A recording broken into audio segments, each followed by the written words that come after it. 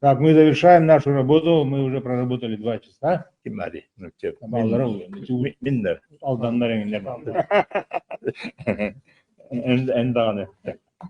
Так, ну, все вопросы, конечно, которые мы были запланировали, мы рассмотрели. Получился очень, как вот Иван Иванович говорит, очень хороший разговор. Очень отрадно, что приняли участие депутаты, председатели комиссии нашей общественной палаты. Ну и, конечно, Министерство сельского хозяйства вот в таком составе пришло и вот нам вот эти все информацию нам предоставило. Конечно, вот это, как я уже говорил, такие мероприятия мы проводим ежегодно, но в этом году мы не зря этот вопрос поставили на публичных слушаниях перед депутатами и перед правительством, когда обсуждался проект бюджета нашей республики. И, конечно же, то, что вот мы сейчас вот констатируем снижение поголовья крупного рогатого скота, снижение сдачи молока, снижение, вот сейчас мы говорим еще, снижение производства масла и так далее, молочной продукции. Все это, конечно, очень беспокоит народ. Мы вот, бывая в районах и общаясь из районов, когда звонят, мы, конечно, много слышим того, что вот эти вопросы очень волнуют наших селян. Ну да, вот мы во многих наследях уже, вот ситуация такая, что уже возобновить, как говорится, восстановить поголовье уже не представляется возможным. Надо только уже приложить усилия правительства, усилия министерства, вот, какие-то закупатели, что ли там. Вот, поэтому мы должны вот сейчас принять какие-то меры. Конечно, я согласен, что мы должны рассматривать стратегические вопросы. Но стратегические вопросы мы должны сначала, если мы сейчас начнем рассматривать, что надо там вот такое поголовье, то-то, то-то, то-то, мы должны сейчас в настоящее время исправить то, что у нас есть в наличии, то, что у нас какие проблемы имеются. Поэтому вот мы проводим такие вот совещания, заседания. Ну и вот, конечно же, я уже сказал, что по заготовительной работе, конечно, по переработке, вот есть такие проблемы, которые многие сейчас констатировали, это отсутствие заготовительных пунктов в отдаленных наследях, да, есть в отдельных в районах уже эта работа ведется, восстановление заготовительных приемных пунктов. Ну, эту работу надо нам расширять, потому что население готово сдавать, ну, может быть, даже передумало, что там 10 рублей и там прибавка какая-то, да? Пожалуйста, послушайте, да? Ага. Ну, тем не менее, надо вот это дело как-то взять в свои руки. Министерство, наверное, должно регулировать, и муниципалитеты, конечно, это тоже и вменить в обязанность главам наследков, чтобы они тоже как-то какое-то внимание уделили тому, чтобы население было заинтересовано, имело какое-то занятие, сдавало молоко, а для этого им надо создавать условия, чтобы заготовительные пункты приема молока были в наличии, вот как раньше. Ну, требуется только их восстановить. Они были вообще на слегах, а сейчас они вот заброшены.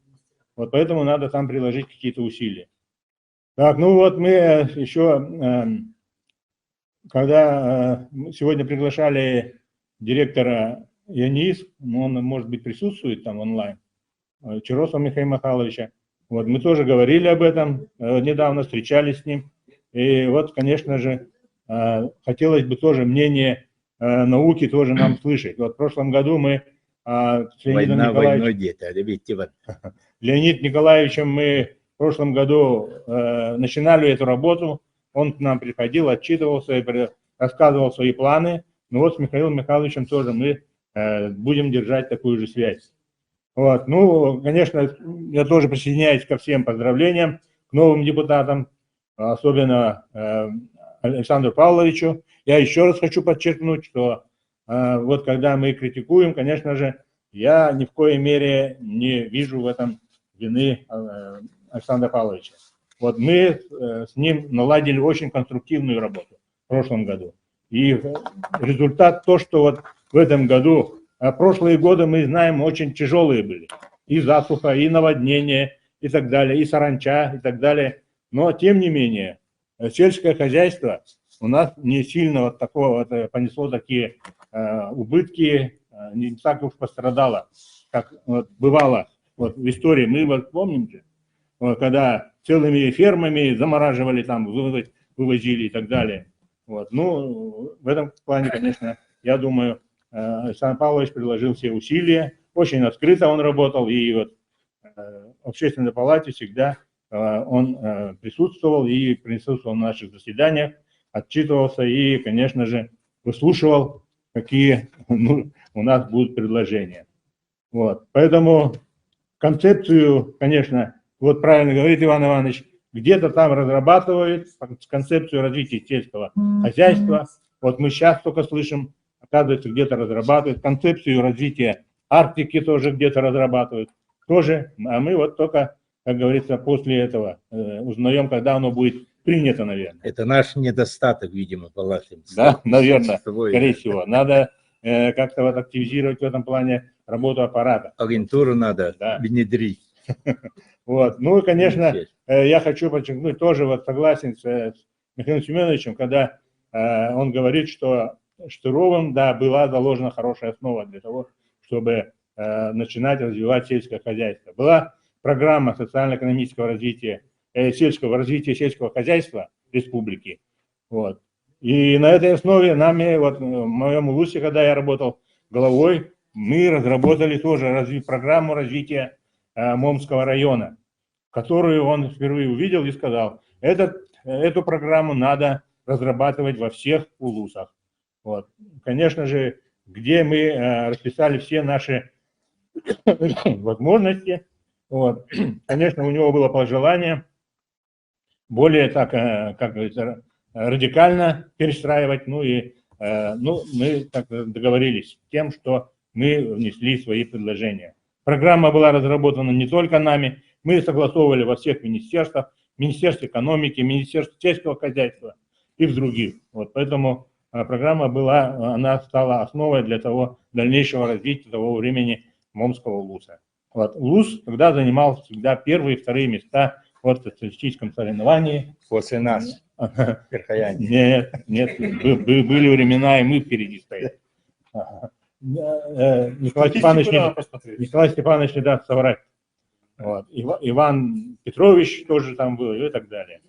Вот. Поэтому, конечно, я очень рад, что сегодня все участники приняли участие на этом нашем совещании, заседании. Вот одно предложение. И, конечно же, вот это то, что мы сегодня говорили, мы отразим это в протоколе. И, ну, конечно, наши решения имеют рекомендательный характер.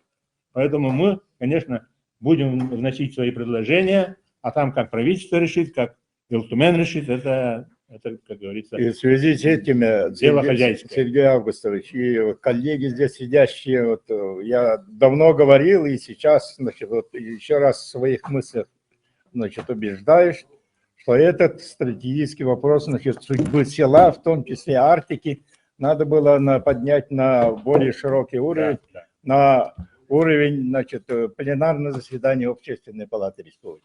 Все бы УЛУСы участвовали, 66 УЛУСов, и подготовились бы и внесли конкретное предложение как раз по концепции, в том числе концепции развития, значит, сельского хозяйства в арктической зоне и не только, в целом по республике. Да. Спасибо. Спасибо. Ну вот я еще хочу добавить. Да, вот тут, конечно, есть один недостаток. Вот я согласен с Еленой Христофоровной. По оленеводству я не услышал цифр. Сколько планы, какие там планы у нас в дальнейшем. И по заготовке, да. Мясо и так далее. Не было.